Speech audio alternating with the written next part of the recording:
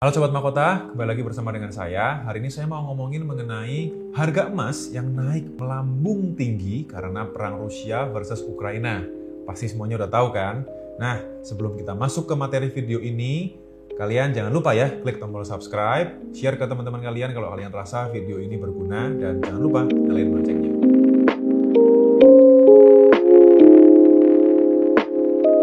Perang Rusia versus Ukraina, semuanya pada ngebicarain itu ya. Tapi saya akan fokusnya itu lebih ke arah harga emasnya, perekonomiannya gitu ya. Saya nggak akan bahas masalah geopolitiknya. Saya hanya akan bahas latar belakangnya sedikit gitu aja. Yang pertama, apa sih yang menyebabkan Rusia itu perang dengan Ukraina? Sebenarnya itu faktornya banyak sekali ya. Terutama memang mengenai politik, tapi juga ada mengenai faktor ekonomi, perang dagang, dan sebagainya. Dan salah satu yang paling diperebutkan oleh kedua negara ini itu adalah Crimea. Crimea itu adalah sebuah wilayah negara kecil gitu ya. Letaknya itu kayak di atasnya Rusia gini ya, deket-deketnya Rusia sama Ukraina gitu, semenanjung Crimea. Di 2014, Crimea itu diakui kemerdekaannya hanya oleh satu negara yang tergabung di PBB, yaitu siapa? Rusia sendiri. Gak lama setelah dia diakui kemerdekaannya, ternyata sehari kemudian, cuma sehari doang dia jadi negara sendiri itu, dia menggabungkan diri lagi ke Rusia. Nah, kalau kita flashback, jauh sebelum itu, asal-usulnya tuh gimana sih? Crimea itu kok bisa merdeka, terus kok bisa dia itu menggabungkan diri ke Rusia? Asal-usulnya dulunya, Crimea itu adalah wilayah dari Uni Soviet. Tahu sendiri kan, kalau Uni Soviet itu dulunya adalah negara yang gede banget, kuat sekali, superpower di dunia ini. Nah, itu waktu itu belum ada Rusia, guys. Itu Uni Soviet itu meliputi ya Rusia yang sekarang kita kenal, Crimea yang tadi saya sebutkan, Ukraina, dan termasuk pecahan-pecahan negara-negara lain di daerah sekitar situ. Tetapi, di tahun 2014 itu, Rusia akan mengambil Crimea itu menjadi miliknya. Nah, Ukraina itu juga nggak terima karena Crimea itu adalah salah satu wilayah yang sangat strategis. Ukraina juga ingin mengambil itu.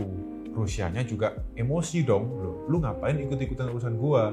Ukrainanya merasa, ini kan juga di wilayah yang dekat sama Ukraina, ini harusnya miliknya Ukraina.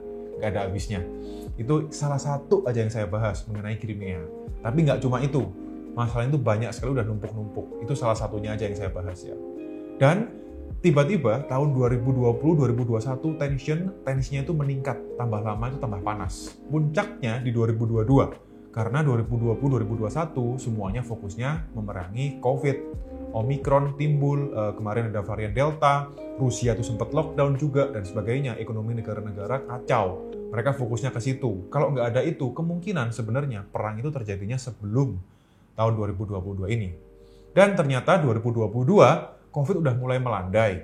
Negara-negara Uni Eropa itu sudah mulai ngomong kalau kita akan mulai bebaskan nggak perlu pakai masker. Bahkan WHO kan sudah mencanangkan akan mencabut status darurat daripada COVID ini. Nah, mulailah fokusnya itu teralihkan kepada masalah perang, masalah geopolitik tadi itu.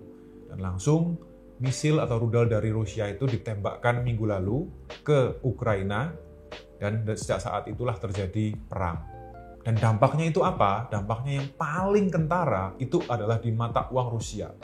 Mata uang Rusia saat ini itu jatuh 1 rubel atau rubel ya pembacaannya. Mata uang Rusia 1 rubel itu dulunya itu 200 rupiah. Ini saya bandingkan dengan Indonesian rupiah ya.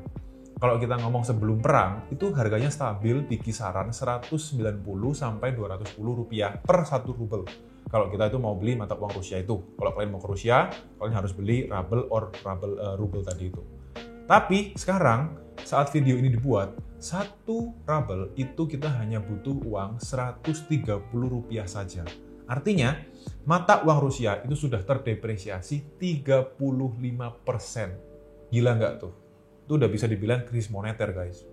Kalau dibandingkan dengan US dollar gimana? Malah lebih hancur. 1 US dollar, saya nggak kasih perbandingannya dari rubel ya, karena susah dihitungnya, karena 0,00 sekian. Tapi kalau 1 US dollar, dulu itu kita butuh 75 rubel. Sekarang, 1 US dollar itu kita butuh 115 rubel. Bahkan sempat mencapai 120-125 rubel. Kisaran segituan. Artinya nilai tukar mata uang Rusia terhadap US dollar itu terdepresiasi 50%. Gila nggak? Jadi kalau perang itu sebenarnya nggak ada yang untung. Meskipun bisa dibilang, oh harga minyak kan naik, bisa cuan dari situ dan sebagainya.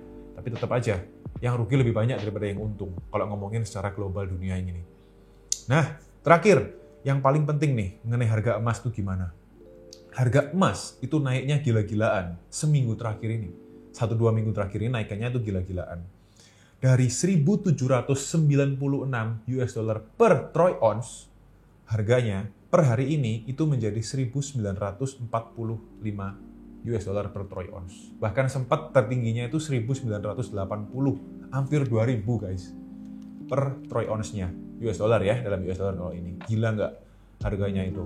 Jadi kenaikannya itu sekitar 8-9% hanya dalam waktu nggak sampai 30 hari. Serem. Tapi kalau kalian pegang emas, otomatis aman sebagai aset untuk melindungi nilai kekayaan kalian. Nah, pertanyaan yang paling sering muncul adalah, sampai kapan sih perang ini berlanjut? Sampai kapan sih harga emas ini akan terus naik? Itu sebenarnya nggak ada yang bisa jawab. Karena bukti nyata, sekarang suku bunga bank sentral di Rusia aja dari 9,5% itu dinaikin jadi 20%. Gila nggak tuh? Jadi itu udah naik 1 kali lipat guys, lebih dari 1 kali lipat. Artinya negara itu udah pusing, udah hancur pokoknya lah kondisinya itu. Jadi kalau perang ini nggak segera diakhiri, gampangannya gini, kalian bisa ngikutin aja berita-beritanya, kalau kelihatannya perang ini akan terus berlanjut, harga emas juga akan terus naik meroket. Tapi kalau roketnya di stop, harga emas juga akan stop juga roketnya, akan turun. Kira-kira simpelnya seperti itu. Kalian bisa pantau terus aja kondisinya. Kalau kalian pegang emas, ya itu adalah hal yang paling aman di saat kondisi seperti ini. Makanya jangan pernah mikir kalau emas itu nilainya segitu-segitu aja, itu salah banget. Karena emas itu adalah hal yang paling berharga untuk melindungi kekayaan kita saat kondisi ekonomi dunia sedang tidak stabil, perang terjadi juga seperti ini, itu semuanya bisa menguntungkan untuk melindungi kekayaan aset kita. Itu aja yang mau saya sharingkan. Thank you for watching this video and see you on the next video. Jangan lupa kita berdoa sama-sama supaya perang ini segera selesai. Thank you.